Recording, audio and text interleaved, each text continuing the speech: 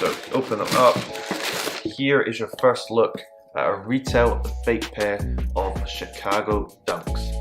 Can you tell any differences just like that? Obviously, you can see there are differences between the two boxes.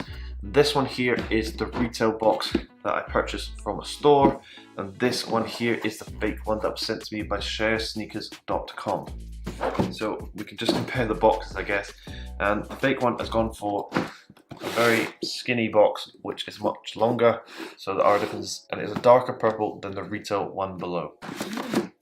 In terms of the label on the side, I'll give you a close-up of this.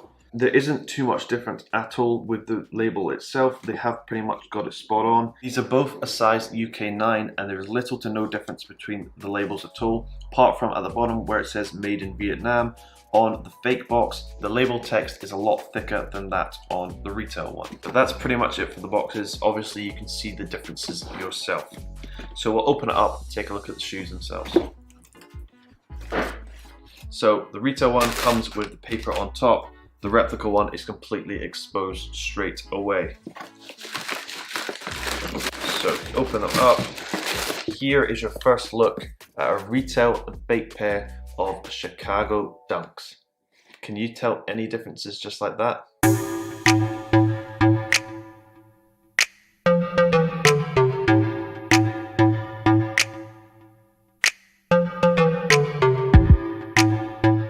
Take the fake one out. It does come with the factory label tag on the side, and then the spare laces as well. The paper is on the bottom, but it wasn't wrapped around the shoe.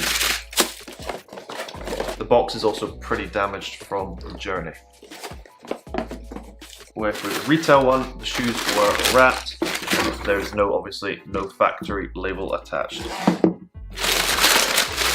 And then there's just proof of receipt.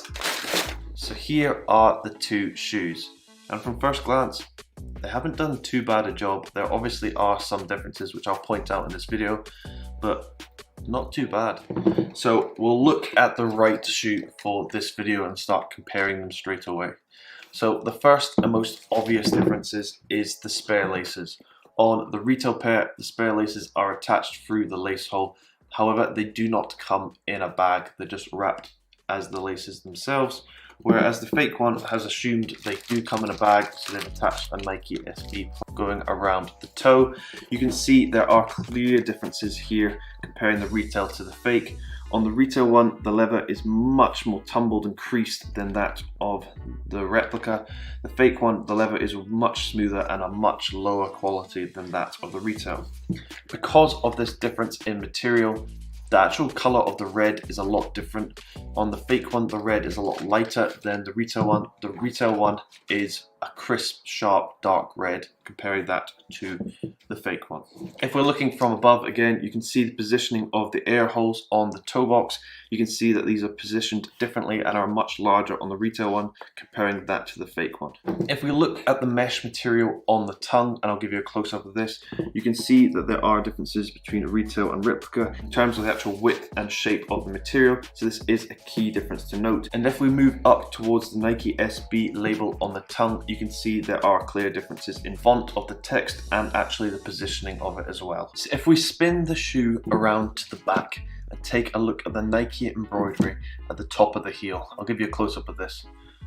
So as you can see, the positioning of the Nike embroidery on the fake one is a lot different to that of the retail one. On the fake one, the Nike embroidery is actually placed perfectly in the middle, but on the retail one, as you can see, it's placed closer to the top of the heel. Also, the actual font differencing on the retail one, the Nike embroidery is much more spaced than that of the fake one, where it's more close together. If I give you a close-up of the insole on the inside, it's quite hard to see. You can actually see that the print on the insole is placed differently as well. The Nike SB logo is much further up on the fake pair, comparing that to the retail. When looking at the shoe from the side angle, you can see that there are differences in the actual Nike swoosh placement as well. So there are differences here as well. So this was just a short review and comparison between a fake pair and a retail pair of Nike SB Dunks in the Chicago colorway.